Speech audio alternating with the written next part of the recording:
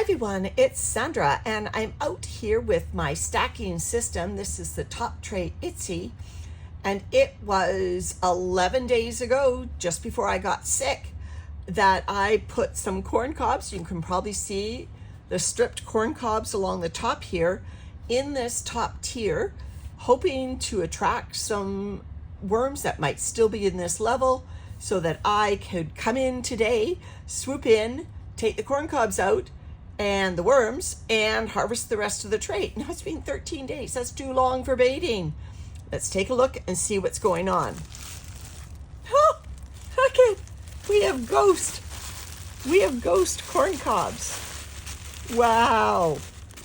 Okay, I'm all set up to do a harvest here. Oh, this corn is fascinating. Do you see these? Are those sprouts on the corn coming up? I think they are.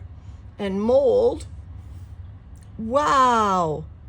Now these were not those types of black corn cobs that you can get, in the gourd section of your supermarket. These were just regular corn cobs. Now they are ultra moldy. So I am going to get a tub. Here's my tub that I have ready to take the worms and the corn cobs. Notice I put some leaves in here so the worms have a hidey hole. I put some moisture in here so the worms that I put in here as I'm harvesting don't dry out. So now I just have to put those corn cobs in there. Yuck, this is going to be gross. I suppose it's the right time of year for moldy corn cobs. It's like cobwebs all over it. Okay, so any worms that are attracted here, maybe right underneath. So the corn cob's going to go in that tub, and then I got to be quick. This is not traditional baiting. See, there's worms right there that were underneath. It was kind of just a fun thing to do with these corn cobs. Got to grab the worms before they disappear. Okay, next corn cob. Up it comes. Ooh, look at the ghosty corn cob. Oh, look at all the worms here. Scoop. Got a handful of worms. In it goes. This is really just a fun way to use up the corn cobs and baiting. Another corn cob. Ooh, up it comes. Grab the worms. Now there are worms on the corn cob as well, but I'm just trying to grab ones that might be hanging out underneath in the yummy corn juices. Okay, up comes the spooky corn cob. Look at, wow. Okay, next one. Up, up, up. Ooh. There was a lot attached to the bottom. Okay, so now I'm just going to do a stir. See if I can, look at how moist this is. If I see any obvious worms, I'm going to just throw them into that tub. You can see this bin still has sticks and avocado shells.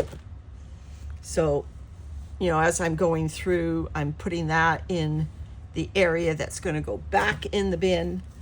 But a lot of this is done.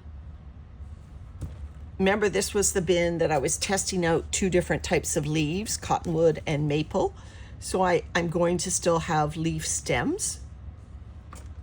So this looks decent enough. These organic bits that are still in here, maybe not the thicker stemmed twigs, but these thin things,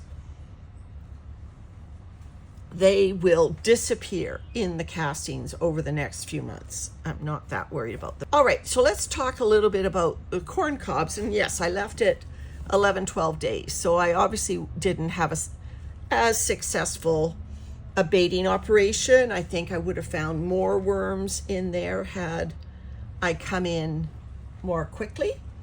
I think the worms probably have moved to the sister bin right underneath that had a ample feeding, and just a few of them were hanging out on these cobs. The corn kernels are a carbon to nitrogen ratio like any other food scrap. They're actually, I think, like a 15-to-1, a 20-to-1, something like that. But once the worms have stripped those corn kernels, they're kind of now just left to hang out on the cob. And the cob itself, depending on whether it's being cooked, depending on how old it is, can be like 60 to 1 or even 80 to 1 in terms of carbon to nitrogen ratio. But the other thing, independent of carbon to nitrogen ratio, that causes corn cobs to stick around a long time in a bin is the lignin level. I'll put lignin up on the screen here so you can see the word itself and look it up yourself if you're interested. The lignin content of plants varies, and that is what makes them resilient to breaking down. And so corn husks and corn cobs are some of those things. It's the reason why corn fiber is used for so many things, because it is resistant to breaking down. And so those corn cobs that I put in, now that they've been stripped of their greens, basically, now that they're basically just a carbon that has a high lignin, and it also has a high cellulose content. Cellulose, they are structural molecules that give plants their rigidity. So corn cobs have high levels of both of those. So they are going to take a long time to totally disappear in a worm bin. They decompose faster in regular compost than they would in a worm bin because of the thermophilic action of a regular compost.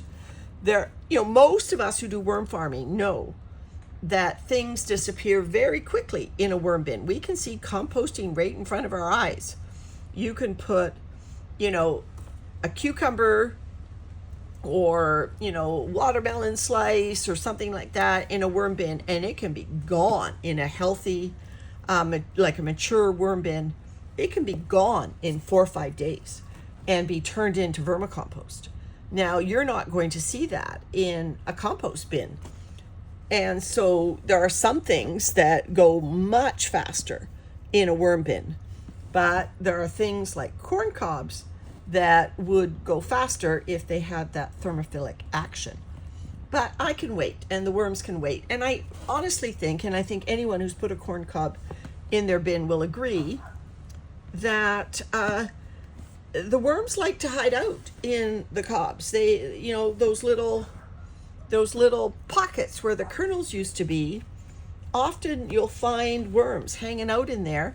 There's no food value left in that material. I really think it is, just like an avocado shell, speak of the devil, just like an avocado shell, I think worms just like to be in an area that maybe harbors some moisture, and they can curl right up in there.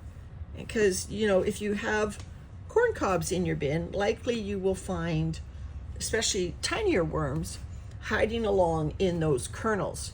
This vermicompost, you might say, isn't totally finished, but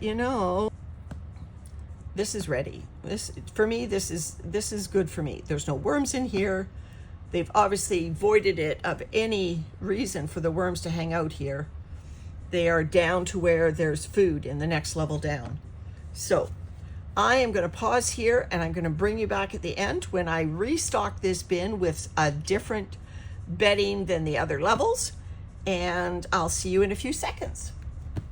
All right, well, you can see that I haven't even emptied this entire level, and nor do I want to. This represents the microbiome of the bin. It's great that it's in here, but I have filled to the overflowing a 5-gallon tote with those that vermicompost. Oh, and I just see a worm in it, so I'm just going to grab him before he dives down, little guy, and put him in my overs bin. Let me show you how much I had in overs, plus I got 5 gallons worth of vermicompost. So here we go. Here's our spooky corn cobs, and these are all the overs. So The tumbleweed system, this is the Tumbleweed Worm Café, is unbelievable. If you want a worm bin that footprint for footprint gives you more vermicompost, this is definitely the system for you. You can see that, look at the amount of overs I took out. That's probably another gallon or so. Now I'm just going to add some leaves on top here. I've had them soaking gently in some rainwater. I'm not expecting the worms to stay in this level. They might hang around that corn for a while, but I'm just expecting this level to now just rest, and I will come back and I will feed it and treat it like any other worm bin. The tumbleweed system, the corn cobs, worked perfectly to deliver me a great product. You don't have to use a baiting container for baiting to be successful. All right, everyone. Thanks so much for watching. Bye for now.